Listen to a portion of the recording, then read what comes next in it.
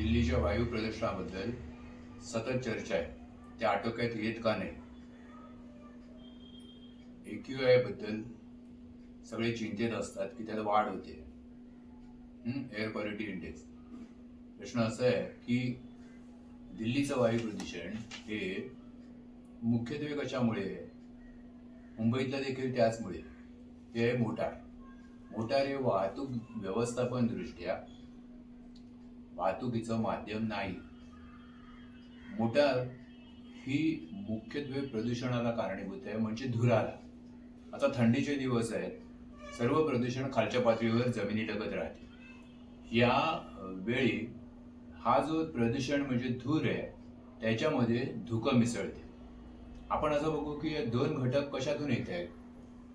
तर हा प्रदूषण घटकामध्ये मोटार ही वाहतूक कोंड्या करते, कारण ती रस्त्यांवरची जागा व्यापते आणि त्याची वाहतुकीची क्षमता मात्र नगण्य असते.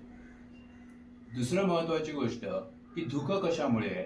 धुकं आहे जे सगळ्या जगात वाढत चाललेले आहे ते आहे ध्रुव प्रदेशांवरचं बर्फाचं आवरण वितळते, महासागरांच्या पाण्याची वाफ होते, हिमालयासारख्या पर्वतांवरचं बर्फ वेगाने वितळते, वाफ होते. थोडक्यात ते बाष्प आहे.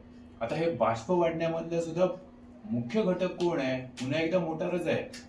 मोटार ही 75% कार्बन डायऑक्साईड वायू जो उष्णता धरून ठेवून तापमान वाढवतो आणि बर्फ आणि पाण्याला वाफेत रूपांतर करतो त्याला जबाबदार आहे. 40% नलिके वाटे आणि 35% मोटार मॅन्युफॅक्चरिंग म्हणजे निर्मिती आणि मोटारीसाठी म्हणून हायवे, मुक्त मार्ग, एक्सप्रेसवे, द्रुतगती मार्ग, उड्डाणपूल हे सतत वेगाने बांधले जात आहेत ते कारणीभूत आहे. आता लक्षात घ्या की म्हणजेच प्रदूषण आणि धोक्याचं मुख्य कारण काय आहे? ते आहे मोटार. हे जागतिक स्तरावरचं आकलन आणि स्थानिक म्हणजे ग्लोबल आणि लोकल हे एकत्र केलं तर आपल्याला कळू शकते. ह्याच्यावर उपाय काय आहे? नुसतं व्यर्थ बोलून काही किंवा चुकीच्या माहिती प्रसारित केल्या जातात की या शहराने केलं, त्या शहराने केलं, असं काही नाही. ह्याच्यावर खरे उपाय करणारे देश आहेत. आपल्यासारखीच परिस्थिती असलेले ब्राझील आणि कोलंबियाचे अनुक्रमे क्युरिटिबा आणि बोगोटा ही शहरं. आणि 73 ते 75च्या दरम्यानच ह्याच्यावर उपाय केला. रस्त्यांवरच्या वाहतुकीत त्यांनी बसला जे आवश्यक आहे, जे त्याचा हक्क आहे ते स्थान बहाल केलं, म्हणजे मुख्य वाहतुकीचं माध्यम बनवलं आणि टॅक्सी रिक्षासारखी निमसार्वजनिकना देखील वाव दिला.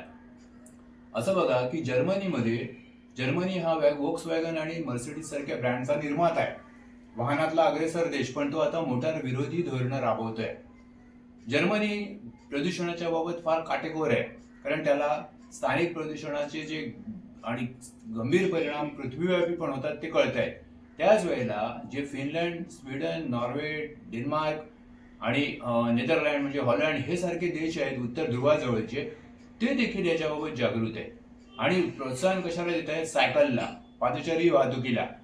हे आपण लक्षात घेऊ. त्यांच्याकडेच फक्त हा प्रश्न नाहीये, त्यांच्याकडे तो प्रश्न सुटल्यासारखा आहे. आणि आपण मात्र मूळ सत्य मान्य न करताना आपण उगीच भुई थोपाटतोय आणि प्रत्यक्ष प्रश्नाला हातच घालायला नकार देतोय आणि असं म्हणतोय की आमच्या इच्छा आहेत मोटार एक किंवा अनेक घेण्याच्या आणि तरी पण प्रदूषणाचा प्रश्न सुटावा, तर तो सुटणार नाही. इथे मी अपघातांचा विचार, ज्याच्यासाठी मोटारच कारणीभूत आहे रस्त्यावरच्या अपघातांबाबत, त्याचा उल्लेख पण करत नाही. हे संपूर्ण लक्षात घेतलं तर असं आहे की एक प्रकारे दारू पण हवी, ती सोडणार नाही, पण यकृत म्हणजे लिव्हर सुद्धा चांगलं राहावं, हे दोन्ही एका वेळी होणार नाही. आपण वाहतूक प्रदूषणाबद्दल, वायू प्रदूषणाबद्दलचा संबंध समजून घेऊन मोटारीला आळा घालणारी धोरणं ताबडतोब राबवूया. मोटार मग ती मुंबई, दिल्लीमध्ये चालो, न्यूयॉर्कमध्ये चालो की मोटार कुठेही चालो, तरी सुद्धा ती स्थानिक प्रदूषण आणि पृथ्वीव्यापी प्रदूषण या दोन्हीला जबाबदार आहे. मोटारी विरोधी धोरणं ताबडतोब राबवण्याची गरज आहे, नाहीतर दरवर्षी अरण्य रुदन ठरेल, नेहमीची रडकता ठरेल. सध्या बदरपूर औष्णिक विद्युत केंद्र बंद आहे दिल्लीतलं. आता हरियाणा आणि पंजाबवरून वीज पुरवठा दिल्लीला होतोय. 300 किलोमीटर मध्ये आता केंद्र नाही चालू. न्यायालय जे म्हणतंय त्याचा जर विचार इथे पण केला तर डहाणूचा वीज प्रकल्प जो उपनगराला येतो, वीज देतो, तो सुद्धा 300च्या आत येतो म्हणून बंद करावा लागेल. आणि खरं तर बंद करावा अनेक कारणांसाठी. पण हे लक्षात घ्या की इथे प्रश्न मोटारीचाच आहे वाहतूक प्रदूषणामध्ये, जी 90% त्या वाहतूक प्रदूषणाला जबाबदार असते.